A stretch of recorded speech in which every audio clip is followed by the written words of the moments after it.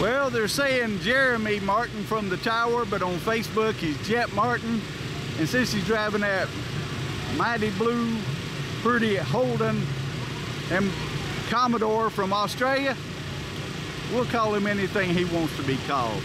And look who he's got, Mr. 221 miles an hour, Mark Mickey in the mighty blue Malibu. Check out the similarities. Beautiful paint jobs, cowl induction hoods, low to the ground. What I like about the Commodore is its right-hand drive. Malibu is owned and maintained by Jason Carter, driven by Mark Mickey.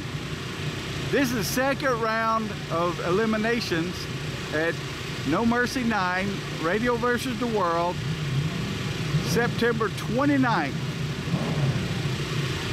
at South Georgia Motorsports Park. You guys be safe now and put on a good race.